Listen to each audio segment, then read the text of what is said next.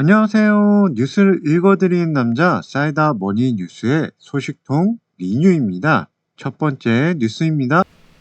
영국 디파이 과세 관련 업계 의견 수렴. 코인데스크에 따르면 영국 정부가 디파이 과세에 대해 투자자, 전문가, 기업 등 업계 의견을 수렴한다고 발표했다. 특히 암호화폐 대출, 스테이킹에 대한 과세를 집중 검토한다는 계획이다. 피드백 제출 기간은 7월 5일부터 8월 31일 현지 시간까지다. 영국 정부는 디파이 활동에 참여하는 납세자의 행정적 부담과 비용을 줄일 수 있는지 과세가 적합한지 확인하는 데 관심이 있다고 말했다. 앞서 2월 영국 국세청은 암호화폐 과세 지침을 업데이트하며 디파이 수익에 양도소득세를 부과할 수 있다고 언급한 바 있다. 다음 뉴스입니다. 넥소 유동성 위기 볼드 인수 추진. 더블록에 따르면 암호화폐 대출 기관 넥소가 유동성 부족으로 거래 입출금을 중단한 싱가포르 기반 암호화폐 대출 및 거래 플랫폼 볼드 인수를 추진한다.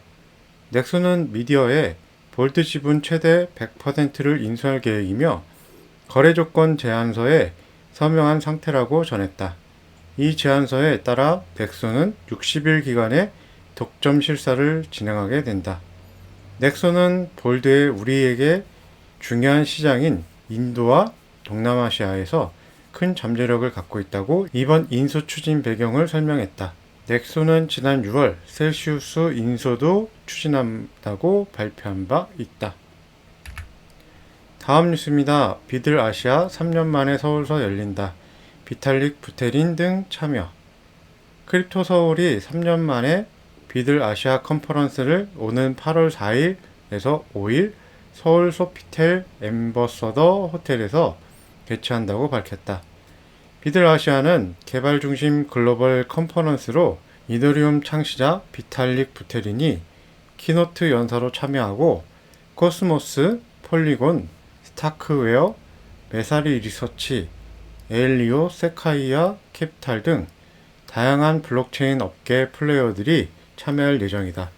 또한 7월 29일부터 8월 7일까지 진행되는 비들 아시아 위크에서는 크립토 빌더의 축제라는 테마로 다양한 행사가 진행된다. 해커톤 코스모스 핵 아톰 서울 7월 29일에서 31일 메인 컨퍼런스인 비들 아시아 컨퍼런스 8월 4일에서 5일 이더리움 커뮤니티 행사인 이더 서울 8월 5일에서 7일이 열린다. 다음 뉴스입니다. 손길 끊긴 암호화폐 앱 이용자 140만 명 뚝. 코인 가격이 급락하면서 국내 암호화폐 거래 앱 이용자가 1년 새 140만 명이 줄었다고 한국경제가 보도했다. 미디어는 모바일 인덱스를 이용해 지난 5월 기준 전체 금융앱 사용자는 4,074만 명으로 전년 동기 2% 감소했다. 업비트, 비썸, 코인원 등 암호화폐 관련 앱 사용자가 850만 명에서 713만 명으로 16.1% 급감했다. 같은 기간 증권앱 사용자도 1392만 명에서 1348만 명으로 3.2% 줄었다. 부동산 앱 사용자도 6.3% 감소했다고 전했다. 다만 루나 폭락 사태 기간 암호화폐 앱 신규 설치는 더 늘어났다. 루나 사태 직전 하루 5,000건 수준이던 업비트 앱 다운로드 건수는 루나 사태가 벌어지자 26,800건으로 급증했다.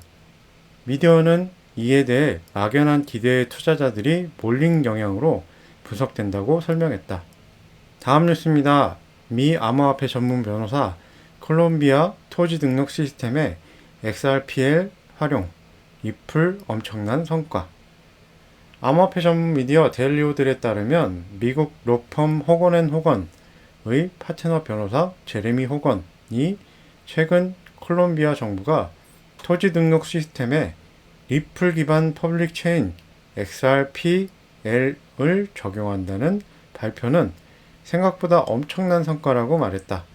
이와 관련 그는 콜롬비아 정부와 XRPL의 파트너십은 토지 등록 시스템을 보다 효율적으로 만들 수 있기 때문에 블록체인 기술의 완벽한 활용 사례라고 덧붙였다. 코인리스는 앞서 지난 2일 콜롬비아 국가토지국이 리플 XRPL 블록체인 기술 기반 토지 등록 시스템을 도입할 계획이라고 보도한 바 있다. 다음 뉴스입니다. 서울회생법원 주식코인 급등에도 기존 변제금에 반영 안 한다. 서울회생법원이 개인 회생자의 손실금이 결정된 이후 보유한 주식이나 코인 가격이 올라도 이를 변제금에 반영하지 않기로 결정했다고 국민일보가 단독으로 보도했다. 서울회생법원 관계자는 이 미디어와의 통화에서 주식 코인 실패자의 개인회생이 인가돼 변제금과 청산 가치가 확정되면 추후 신청인이 보유한 주식, 코인의 시세가 올라 자산이 늘더라도 변제금을 올리지 않을 것이라고 말했다. 앞서 코인리스는 서울회생법원이 주식 또는 암호화폐 투자 실패로 개인회생을 신청하면 변제금을 정할 때 손실금이 액수나 규모는 고려하지 않는 것을 골자로 한 실무 준칙을 제정했다고 보도한 바 있다. 다음 뉴스입니다. 네스트리 글로벌 SNS 플랫폼 NFT 도입, NFT 실용성 강화 전망. NFT 전문 플랫폼 네스트리가 글로벌 SNS 플랫폼 회사가 앞다투어 NFT를 활용하면서 NFT는 이제 수집을 넘어 활용이라는 실용적인 모습으로 바뀔 채비를 하고 있다고 전했다. 이와 관련해 네스트리는 지난 5월 인스타그램은 NFT 지원을 시작했다.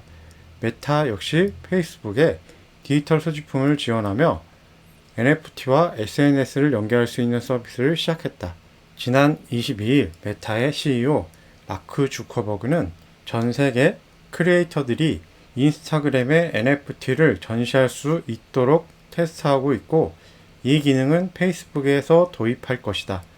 인스타그램 게시물 뿐만 아니라 스토리에도 NFT 전시를 할 수 있도록 하겠다고 말했다.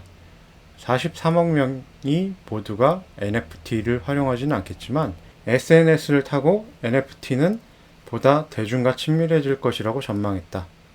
다음 뉴스입니다. 스테이블 코인 USDC 발행사 대표 USDC 발행 뒷받침 재무 상태 경고. 스테이블 코인 USDC 발행사 서클의 제레미 알레어 대표가 트위터를 통해 USDC 발행을 뒷받침하는 서클의 재무 상태는 견고하다고 전했다. 알레어는 USDC 달러 상환을 위한 준비금과 서클을 떠나 디파이 시장에서 담보로 활용되는 USDC 사이에는 분명한 차이점이 존재한다.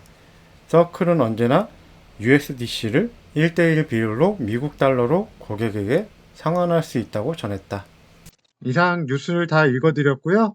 다음 시간에 좋은 소식으로 찾아뵙겠습니다. 구독과 좋아요, 알람 설정 한 번씩만 눌러주시면 감사하겠습니다. 감사합니다.